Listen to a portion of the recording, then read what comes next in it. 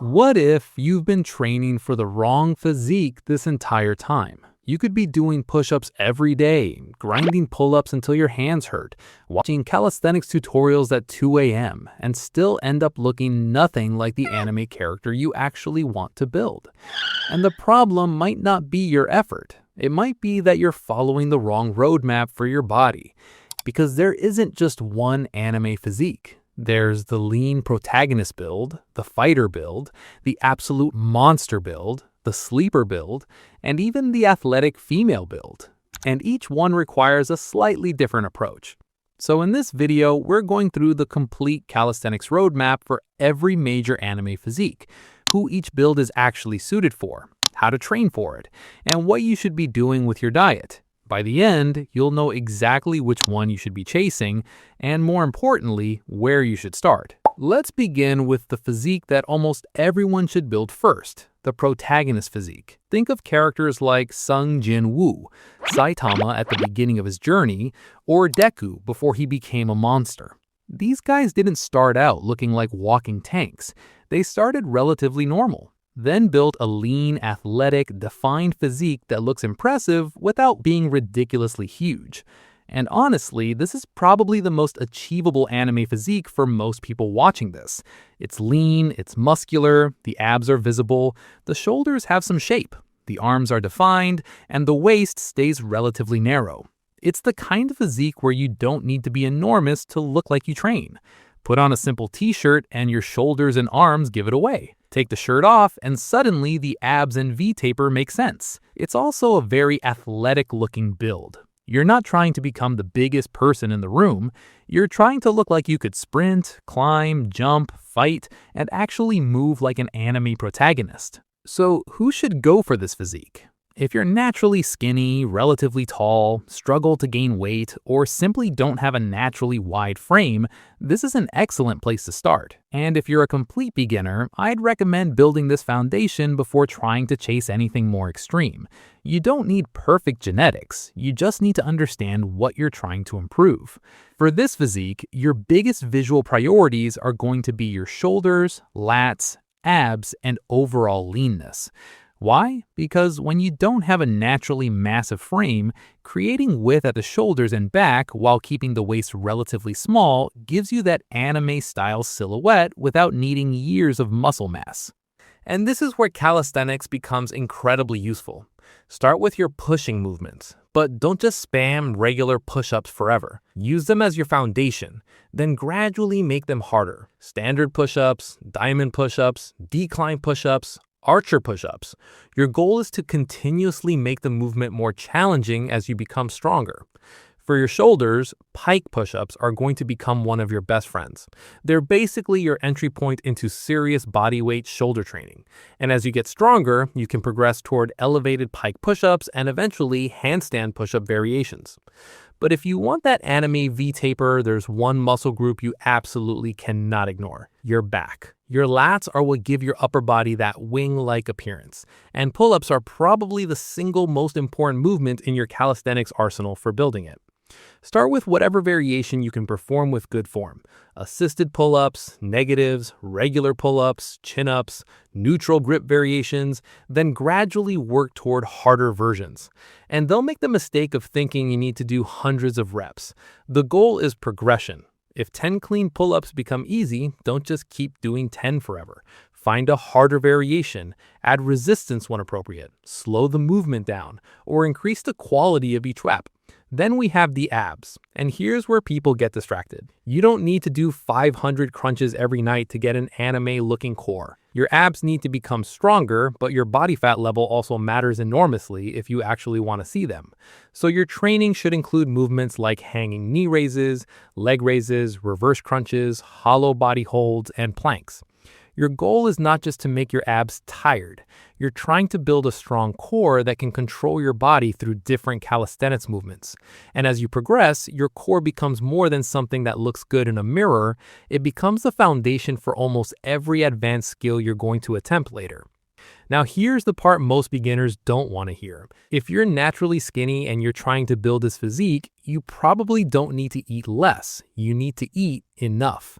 A small calorie surplus, enough protein, good sleep, and consistent training will take you much further than constantly trying to stay as light as possible. You don't need a massive bulk either. The goal is to slowly add muscle while keeping unnecessary fat gain under control. Because if you gain weight too quickly, you might technically get bigger, but you'll lose the sharp definition that makes this physique look so good in the first place. And once you've built this foundation, you can start moving toward the physique that most people picture when they hear the words anime body. The fighter physique. This is where things get serious. Think Toji, Baki, Gaoru, Gojo, or the kind of character who looks relatively normal in clothes and then takes his shirt off and suddenly everybody in the room goes quiet. The fighter physique isn't about being the biggest person alive. It's about looking ridiculously athletic, muscular, lean, and dangerous at the same time. The shoulders are wide, the waist is tight, the chest is developed, the back is thick, the arms have shape, the forearms look powerful, and the legs actually look like they belong to someone who can sprint, jump, and kick. The biggest difference between this and the previous physique is density. You aren't just trying to look lean anymore. You're trying to look like you have serious muscle packed onto your frame. The V-taper becomes much more dramatic. The upper back becomes thicker. And the arms and chest start contributing much more to the overall look. So who should chase this build? If you've already built a decent foundation, this is your natural next step. But even if you're starting from scratch, you can work toward it. It's especially well suited to people with an average or naturally athletic frame. You don't have to be tall, short, skinny, or naturally muscular. The important thing is that you're willing to spend more time developing strength and muscle rather than simply staying lean. And the training changes too. For the fighter physique, pull-ups become even more important because we're trying to build serious width. But now we're also going to introduce more horizontal pulling, inverted rows, feet elevated rows, archer rows, and eventually more advanced unilateral row variations can help build that thick upper back appearance. Think of your back as having two jobs. Your lats create the width, while your upper and mid back create the thickness. You need both if you want that fighter look. For your chest, push-ups eventually need to become challenging enough that you're actually forced to adapt. Decline push-ups, archer push-ups, pseudo-planche push-ups, and dips, if you have access to something safe for them, can all make your pressing much harder. The goal isn't to collect as many exercises as possible. It's to find movements you can progressively overload and get brutally strong at. And then there are the shoulders. This is where your silhouette really starts changing. Pike push-ups, elevated pike push-ups, wall handstand work, and eventually handstand push-up progressions can turn your shoulders from flat to noticeably more developed. And that matters because broader shoulders combined with larger lats create the visual illusion of an even smaller waist. Your arms also deserve some direct attention now. Chin-ups are fantastic for your biceps, while close grip and diamond push-ups can hammer the triceps. For forearms, hangs, towel hangs, and grip-focused pull-up variations can add that dense, powerful look. You know those anime characters whose forearms look like they were carved out of stone? That's the kind of detail we're trying to develop here. But don't make the classic mistake of turning your entire core into a giant block. If your goal is an aesthetic fighter physique, you still want that tight waist. Train your abs hard, but focus on control, stability, and movements that challenge the core without turning every workout into hundreds of weighted side bends. Hanging leg raises, hollow body work, long lever planks, and eventually dragon flag progressions can build an incredibly strong midsection. And your legs, don't skip them just because anime characters spend half their screen time showing off their upper body. A great upper body sitting on underdeveloped legs ruins the entire look. Squats, Bulgarian split squats, lunges, pistol squat progressions, and explosive jumping variations give you the combination we're looking for: strength, muscle, balance, and athleticism. Now, nutrition becomes more individual here. If you're carrying a lot of extra fat, getting leaner should probably be your first priority. If you're already relatively lean but don't have much muscle, a controlled calorie surplus makes more sense. And if you're somewhere in the middle, you may be able to build muscle and improve your body composition without aggressively bulking or cutting. The point is simple. Your diet should support the physique you're actually trying to build, not whatever fitness influencer's diet happens to be trending this week. But if the fighter physique is already pushing the limits, the next one takes the idea of bigger and completely remove the brakes. Because now we're entering gorilla mode. If the fighter physique is about looking like someone who could take on an entire squad by himself, gorilla mode is about looking like the squad was never a problem in the first place. This is the physique of characters like All Might, Todo, Yujiro Hanma, or any anime character who walks into a scene and makes everybody else suddenly look undersized. We're talking serious mass. Big shoulders, big chest, huge back, thick arms, powerful legs, and enough muscle everywhere that even a hoodie can't hide it. This isn't the physique where you're trying to stay as light and sharp as possible. The goal is simple: get big.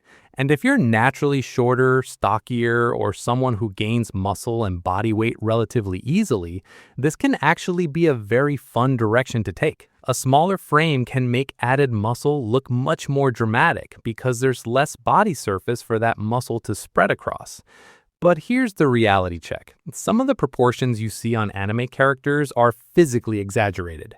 You're not going to naturally transform into All Might, and no amount of push-ups is going to give you the exact anatomy of a fictional character. What you can do is chase the underlying traits: more muscle, more strength, thicker limbs, broader shoulders, and the powerful overall frame. Now, because we're talking about calisthenics, this is where things get interesting. Building a very muscular physique with only bodyweight training is absolutely possible, but eventually you need to make exercises difficult enough to keep challenging the muscles. If you can casually do 50 push-ups, your body doesn't care that you hit 50. You need a progression that makes those reps harder. Decline push-ups can become archer push-ups. Archer push-ups can eventually move towards pseudo-planche variations. Pull-ups can progress into weighted pull-ups if you have access to weight, or more difficult unilateral progressions if you don't. And lower body training needs the same philosophy. Regular bodyweight squats eventually become too easy, so you move toward Bulgarian split squats, pistol squat progressions, jump squats, and other demanding unilateral movements. And here's one of the biggest secrets to making calisthenics work for muscle growth. You don't need to make every workout a completely different workout.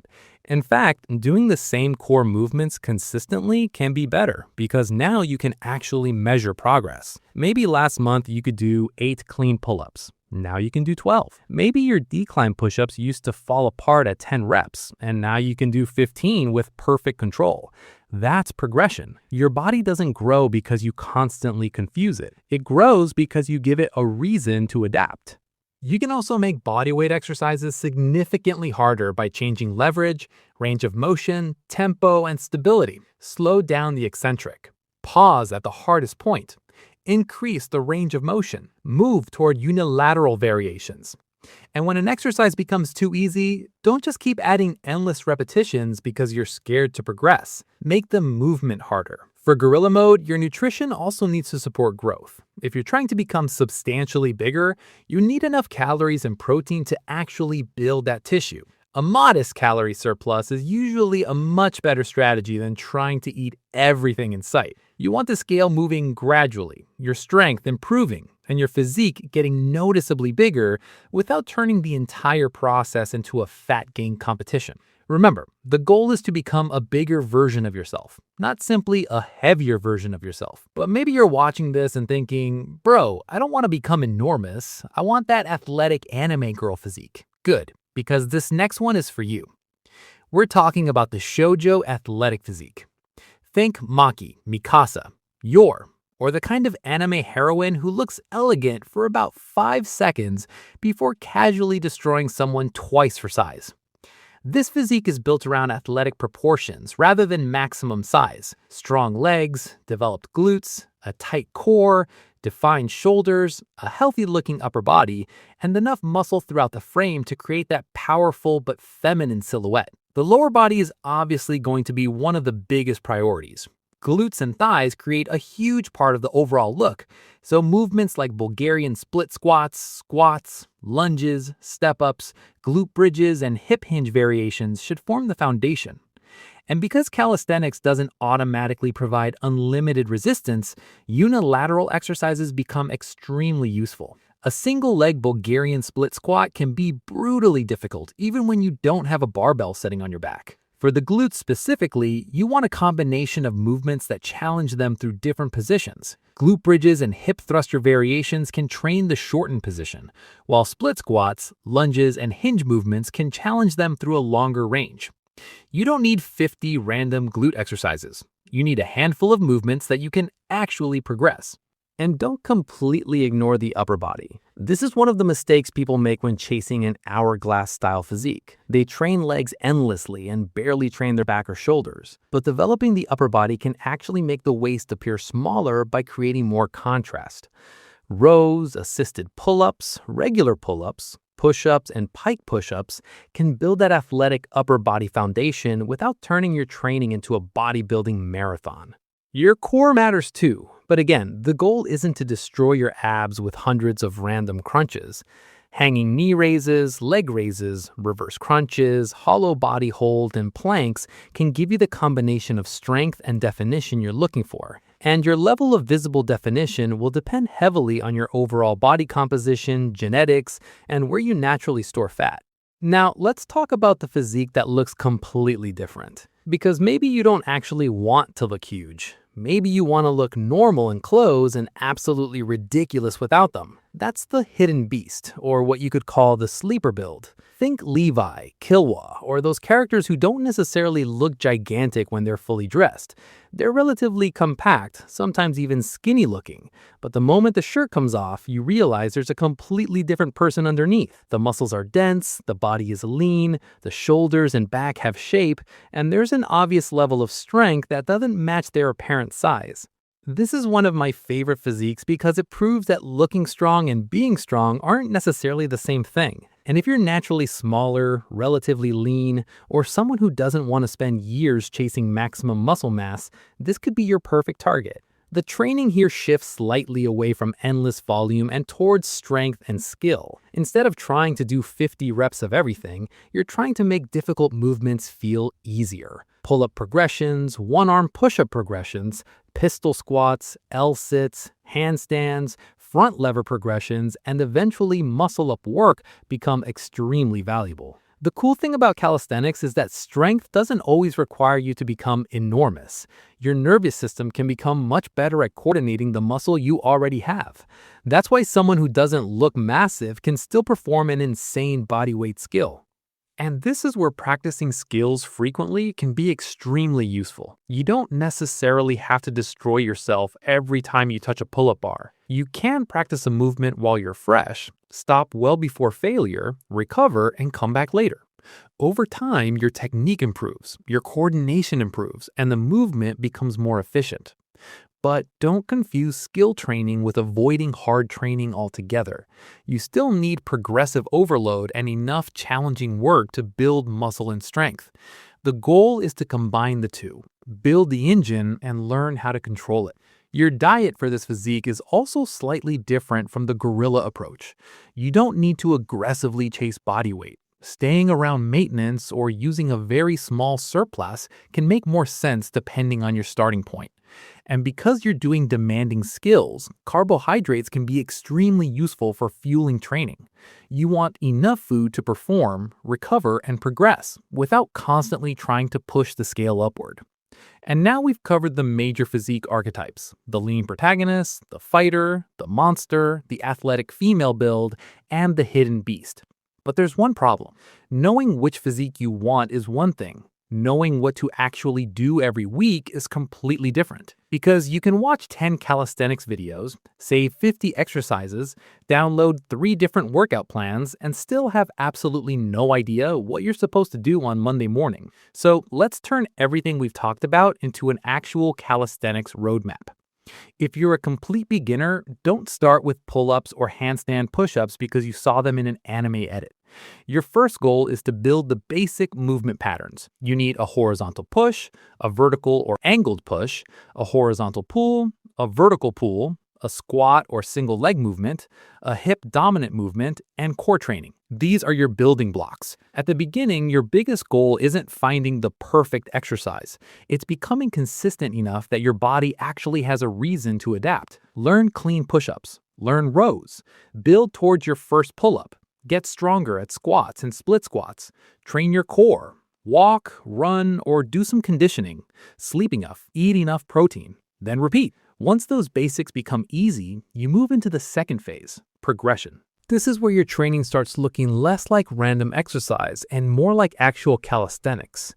Regular push-ups become harder variations, rows become harder angles, assisted pull-ups become negatives and then full pull-ups, squats become unilateral variations, basic planks become harder core movements.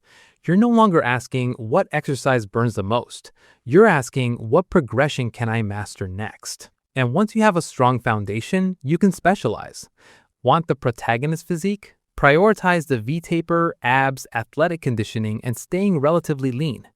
Want the fighter physique? Push your strength and hypertrophy harder, especially through your back, shoulders, chest, arms, and legs. Want the gorilla mode? Focus heavily on progressive overload, higher overall training volume, and gaining muscle and body weight gradually.